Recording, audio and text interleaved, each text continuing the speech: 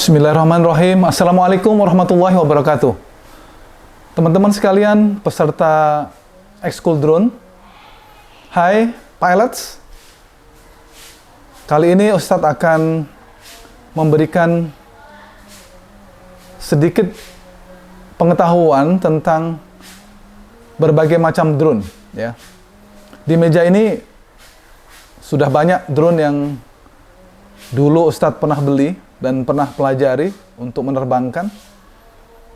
Nah, kali ini Ustadz akan memberikan sharing tentang pengetahuan tentang drone yang insya Allah akan berguna buat teman-teman yang ikut ekskul drone di generasi High School. Nah, ini drone ini adalah drone pertama yang Ustadz beli, ya. Ini namanya drone Spider. Nah, ini jenis motornya motor brush, ya. Ini drone murah, tidak terlalu mahal, tapi sangat powerful drone ini, ya. Sangat cepat, bertenaga, dan lumayan, ya. Ini bisa diterbangkan dengan kecepatan yang lumayan tinggi dan tenaga yang lumayan besar, ya. Ini drone pertama yang Ustadz beli.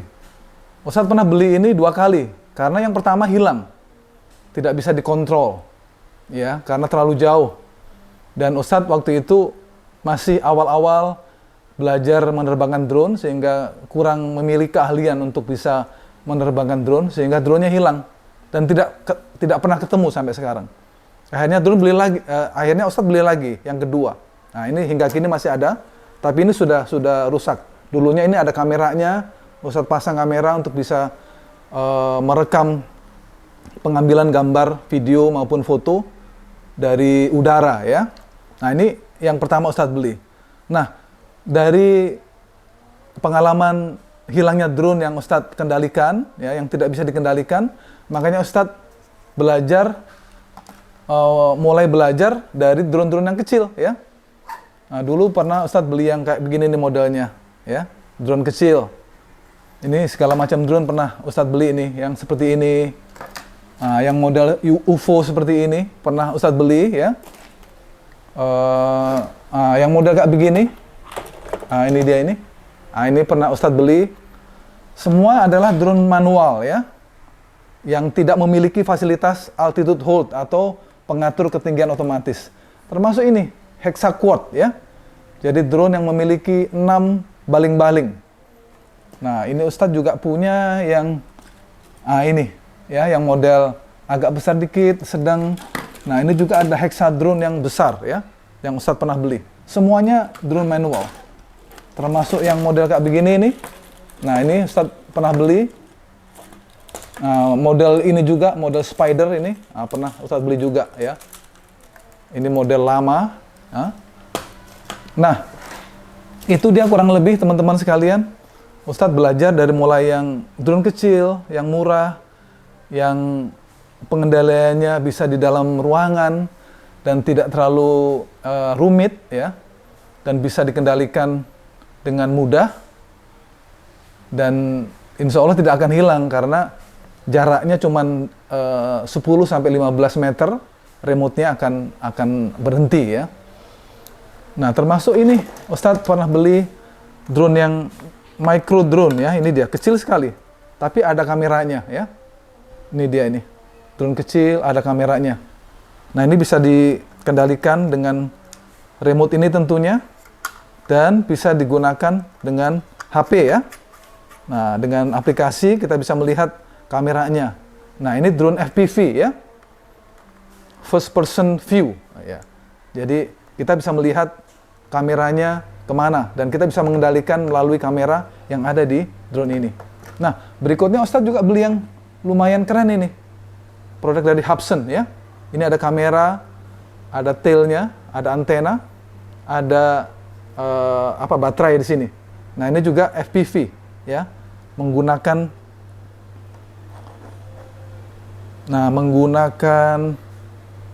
ini dia, ya.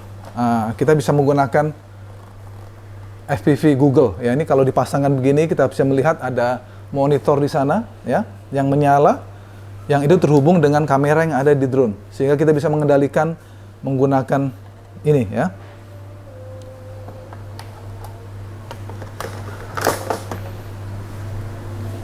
Nah, ini ada beberapa layar yang kita bisa gunakan untuk memonitor memonitor drone menggunakan layar ini, ya. Ada beberapa layar. Ada beberapa drone yang menggunakan layar, ya. Yang kita bisa gunakan untuk mengendalikan drone menggunakan Google atau menggunakan monitor. Nah, selain drone-drone tersebut, teman-teman sekalian, tentunya ada remote-nya, ya. Ini ada remote-nya yang bisa dipasangkan dengan HP untuk aplikasinya. Model remote kayak begini, ada yang model kayak PS, ya, remote PS. Nah, ini juga termasuk dengan remote-nya. Nah, ini remote untuk drone-drone yang agak besaran dikit. Nah, ini yang drone-drone kecil, termasuk remote yang model seperti ini, yang teman-teman punya, itu T36 atau H36. Nah, itu seperti ini remote-nya, ya. Nah, ini dia drone-nya, kurang lebih seperti ini, seperti yang teman-teman punya. Jadi Ustadz berkesimpulan bahwasanya drone yang model begini ada prop guard-nya, jadi ada pelindung propellernya. Nah, ini kalau nabrak sesuatu tidak akan merusak propellernya, ataupun kalau menabrak orang, ya, tidak mengenai propellernya sehingga tidak melukai, ya. Nah, ini dari sisi safety ini lebih safe, ya, lebih aman dibandingkan dengan drone yang seperti ini misalkan, ya. Walaupun ini ada prop guard-nya, tapi prop guard-nya ini kalau misalkan menabrak dia bisa melengkung, ya. Atau yang seperti ini misalkan ini prop guard-nya tidak penuh, ya. Nah, apalagi yang seperti ini tidak ada prop guard-nya. Apalagi yang ini tidak ada prop guard-nya, ya. Ini berbahaya sekali kalau mengenai orang, ya, mengenai mata misalkan, itu bisa berbahaya. Makanya Ustadz selalu menyarankan pada saat kita bermain drone, kita diwajibkan untuk menggunakan apa? Kacamata, ya, kacamata pengaman. Supaya kalau terjadi sesuatu hal, apalagi kita belajar bareng-bareng, kita nggak tahu teman kita mengendalikan drone-nya seperti apa sehingga menabrak mengenai mata kita, ya. Jadi wajib menggunakan kacamata pengaman, ya. Nggak perlu harus malu-malu menggunakan kacamata pengaman. Ustadz selalu kalau mengajari teman-teman juga menggunakan kacamata pengaman, ya. Nah, ini yang Ustadz sarankan. Drone ini kenapa? Pertama murah, ya. Harganya mungkin sekitar 250, 300 dengan baterainya, remote-nya, jadi satu, ada chargernya, ya. Dan tidak mudah rusak, ya, kalau nabrak. Tapi kalau misalkan terjadi benturan yang keras pada saat teman-teman misalkan tidak bisa mengendalikan, kadang-kadang memang terjadi kerusakan di motornya. Kalaupun misalkan motornya rusak atau apa, ya artinya perlu diservis, ya, atau membeli baru, ya. Seperti Ustadz ini kebanyakan sudah rusak semua ini, ya. Jadi kalau rusak, Ustadz beli baru lagi, gitu, ya. Nah, ini yang Ustadz sarankan. Dengan remote yang kecil, ya, sudah dilengkapi dengan trimming, ya. Kalau misalkan dia tidak stabil, bisa ditrim ke kanan, ke kiri, ke depan, ke belakangnya. Bisa juga untuk flip over, ya, dan juga untuk kecepatan, ya, kecepatan rendah dan kecepatan tinggi. Nah, ini drone yang Ustadz sarankan. Tidak drone yang lain yang memiliki altitude hold, ya. Kenapa? Karena teman-teman harus belajar dulu dari yang manual, seperti kita belajar mobil, ya. Mobil yang manual dulu belajarnya, baru yang matic, ya. Tapi kalau belajarnya cuma matic saja, pada saat emergensi kita harus mengantarkan orang tua kita misalkan karena sakit ke rumah sakit misalkan, tapi ternyata mobil yang tersedia mobil manual, kalau kita hanya belajar matic, mobil matic, maka kita tidak bisa mengendarai mobil yang manual. Tapi kalau kita belajar dulu yang manual, insya Allah kalau yang otomatis lebih mudah lagi, ya. Jadi altitude hold facility yang ada di drone, yang beberapa teman-teman ada yang beli, itu tidak memberikan kita pelajaran bagaimana melakukan hovering, ya, mempertahankan ketinggian drone, kanan kirinya, depan belakangnya di posisi tertentu, ya, atau mengarahkan ke titik-titik tertentu, ya, seperti yang pernah Ustadz sampaikan di materi yang pertama kemarin, ya, lewat YouTube. Nah, selain drone yang ada ini, ya, teman-teman juga perlu belajar atau mengetahui tentang baterai. Karena drone itu digerakkan dengan menggunakan tenaga baterai. Nah, jenis-jenis baterai itu ada yang mulai yang kecil seperti ini, ya. Seperti yang teman-teman pakai ini, kapasitasnya 150 mAh atau mAh, ya. Tegangannya 3,7, satu sel namanya, ya. atau 1S. Nah, ini baterainya ukurannya seperti ini. Ada lagi yang lebih besar lagi. Ini mungkin sekitar 500 mAh, satu sel juga. Ada juga yang panjang seperti ini, ya. Ini 3,7 atau 3,8 volt, 250 mAh. Ini 150, ini 250. Tapi slim dia ya, panjang. Termasuk ini juga untuk drone-drone tertentu menggunakan yang model seperti ini tanpa kabel ya. Ini dicolokin, kita bisa menggunakan. Ini 300 mAh ya. Ada juga yang seperti ini misalkan ya. Yang ini khusus untuk drone tertentu ya. Sudah ada pin-pinnya. Nah, ini untuk drone, Ustadz punya drone ini 2 sel ini ya, 7,4 volt, 850 mAh. Nah, ini agak lebih besar sedikit lagi. Ini juga 2 sel atau 2S ya. mAh-nya ini lupa Ustadz ini. Oh, ini ada ini mAh-nya 1200 mAh ya. Ini untuk drone yang model kayak begini nih ya. Nah, ada juga yang besaran lagi. Ini lebih besar lagi. Ini colokannya, colokan kuning seperti ini. Ini ampernya lebih besar lagi, 1300 mAh. Ini Ustadz juga punya yang 1300. Nah, ini juga 1300 mAh ya. Ini ada baterai juga yang modelnya seperti ini. Ini khusus untuk drone tertentu. Nanti Ustadz tunjukin. Nah, ini juga ada yang lebih besar lagi. Berapa? 6300 mAh ya. Baterai besar. Ini untuk drone yang besar juga. Nah, selain drone, kita juga perlu tahu chargernya. Nah, ini adalah charger yang teman-teman punya ya, seperti ini ya, charger drone. Ini nanti dicolokin di kepala chargernya HP bisa ya ini. Nah, ini nanti baterainya dicolokin di sini, dicas sampai warnanya dari merah menjadi hilang warnanya ya. Kalau lagi ngecas merah. Atau chargernya seperti ini ya. Nah, ini untuk baterai 2S ya. Nah, ini nanti dicas seperti ini ya. Dari merah sampai hilang merahnya. Ada juga charger yang lebih besar lagi ya, seperti ini. Nah, ini untuk baterai ini ngecasnya seperti ini teman-teman sekalian ya.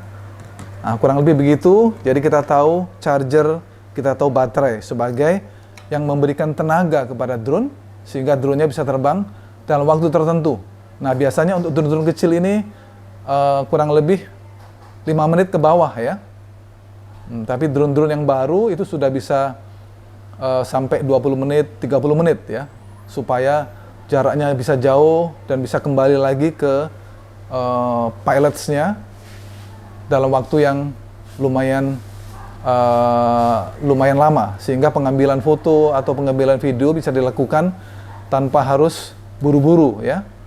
Nah, kurang lebih begitu teman-teman sekalian. Itu pengalamannya Ustadz dari tahun 2016 ya. Ustadz dari tahun 2016. Jadi 6 tahun yang lalu Ustadz sudah mulai belajar mengendarai drone ya. Dari mulai beli yang ini, yang agak besaran, hilang. Terus mulai dari yang kecil-kecil dulu. Jadi kita supaya piloting kita mahir, kita harus beli dari yang murah dulu. Sampai kita mahir dulu, hovering, ya kan, melakukan belokan, arah yang berbalik dan lain sebagainya, itu sudah bisa kita lakukan. Nah, ini ada drone juga yang semua ini adalah drone dengan motor atau dengan penggerak brush ya. Nah, ini ada drone kecil, micro drone yang motornya brushless. Kenapa motor brushless? Motor brushless itu lebih tenaganya lebih besar, lebih awet ya, dan dia pengontrolannya lebih smooth ya. Nah, ini micro drone yang menggunakan brushless. Nah, ini biasanya di binding dengan menggunakan remote yang multi protokol ya. Nah, ini Ustadz punya ini agak mahal barangnya, tapi awet dan bisa dikendalikan dengan menggunakan remote yang multi protokol ya. Dan ini bisa mode acro ya, acro mode ya, bisa untuk akrobatik di udara ya. Dibandingkan dengan yang lain-lain seperti ini dan yang teman-teman pakai, nah itu adalah mode horizon atau mode angle ya. Ini mode yang stabilize. Dia selalu stabilize pada saat ke kiri, balik lagi stabilize pada saat remote kita kembalikan ke posisi posisi tengah ya. Ke depan dia akan balik lagi, selalu menstabilisasi dirinya sendiri. Tapi kalau yang ini pada saat acro mode, kita harus bisa menstabilkan dari remote kita. Tapi keuntungannya dari mode acro ini, kita bisa melakukan gerakan-gerakan akrobatik ya, gerakan flipping, gerakan rolling dan lain sebagainya, atau melakukan flip S ya namanya dan lain sebagainya. Begitu kurang lebih teman-teman sekalian, supaya memberikan pengetahuan yang lebih banyak kepada teman-teman dalam hal pengetahuan kita untuk memahami seberapa banyak model drone yang ada di pasaran dan bagaimana kita bisa menggunakan drone yang bisa memberikan keahlian kepada kita tanpa harus misalkan membeli drone yang mahal, tapi kita bisa mengendalikan drone dengan cara yang baik, dengan cara yang dengan cara yang gradual ya, sehingga kita nanti bisa mengendalikan drone yang lebih mahal, drone yang lebih complicated, yang lebih rumit, yang lebih canggih ya, untuk bisa mengambil gambar, untuk bisa mengambil foto dari udara dengan lebih baik. Dan kita sudah dilengkapi dengan kemampuan untuk melakukan manuver-manuver tertentu pada saat kita melakukan pengambilan foto atau gambar. Demikian teman-teman, nanti kita lanjutkan dengan drone-drone berikutnya yang lebih besar, drone yang lebih profesional, dan drone untuk balapan. Baik, demikian teman-teman. Sementara itu dulu, wabillahi taufiq wal hidayah. Assalamualaikum warahmatullahi wabarakatuh. Salam pilots.